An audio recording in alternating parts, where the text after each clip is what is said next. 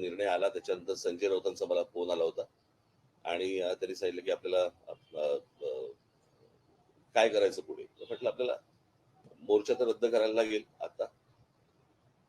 त्यांनी म्हणाले की आपण एक विजयी मेळावा आपण घ्यायला पाहिजे. म्हटलं घेऊया. म्हणाले मग 5 तारखेला आपण जाहीर केलं तर 5 तारखेला घेऊया का. म्हटलं 5 तारखेला घेता येईल. म्हटलं आता काही ठिकाण बिकाण जाहीर करू नका. म्हटलं मी माझ्या लोकांशी पहिल्यांदा बोलीन, चर्चा करीन आणि चर्चा केल्यानंतर म्हटलं मग आपण एकत्र मिळून ठरवू आणि मग त्याच्यानंतर बघू आपण 5 तारखेला काय करायचं ते. तर त्याप्रमाणे 5 तारखेला काय अजून काही ठिकाण वगैरे ठरलेलं नाही. मी माझ्या सहकार्याशी बोलीन, मग त्यांच्याशी बोलणं होईल, माझे सहकारी त्यांच्याशी बोलतील आणि मग त्याच्यातनं 5 तारखेचा मेळावा होईल.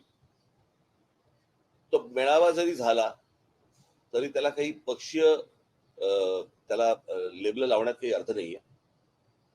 कारण हा खरा तर विजय हा मराठी माणसाचा विजय आहे आणि त्या दृष्टिकोनातूनच या मेळाव्याकडे पाहिलं पाहिजे आणि तुम्ही देखील बघितलं पाहिजे.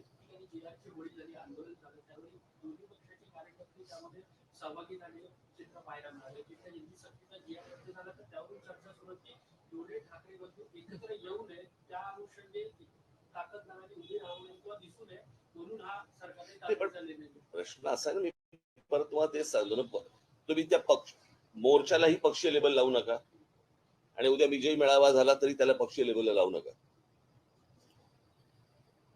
कसं आहे, युत्या आघाड्या या सगळ्या गोष्टी, निवडणुका या सगळ्या गोष्टी येत जातील, जात जातील, सगळ्या गोष्टी होत राहतील. मराठी भाषा संपली, परत नाही येणार. कळलं का. कारण भाषा ही संस्कृती टिकवत असते. उद्या तीच जर मुळाशी गेली ना तर या युत्या आघाड्यांना काय अर्थ आहे.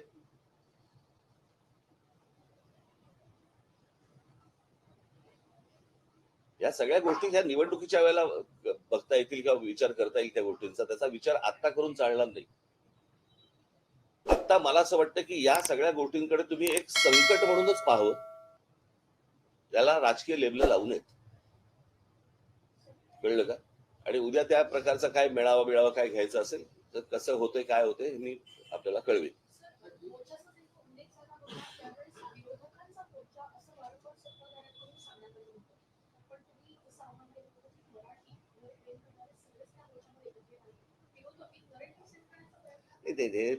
या शब्दाला पण काही अर्थ नाही आता. नरेटिव्ह. कळलं का. सरकार करतो तो नरेटिव्ह.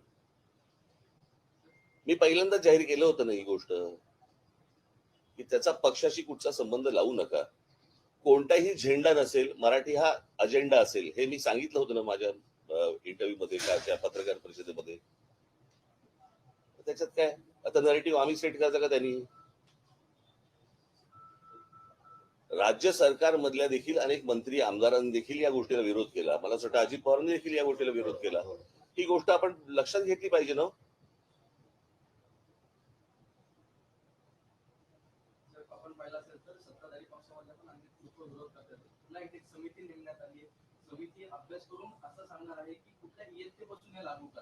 मी आता काय बोललो, मगाशी बोललो ना, मला असं वाटतं मध्ये नव्हता का तू. होताच ना. मग मला पण एक प्रश्न विचारायचा असं.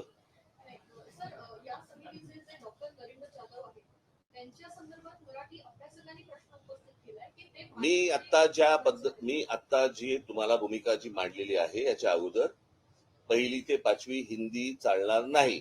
ते जाधव येऊ देत तर अजून कोणी येऊ देत.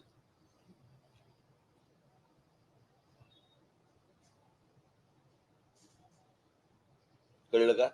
महाराष्ट्रामध्ये ज्या प्रकारचा मराठी माणसांनी विरोध केलेला आहे या गोष्टीला, याची जाणीव मला असं वाटतं जाधवांना असावी.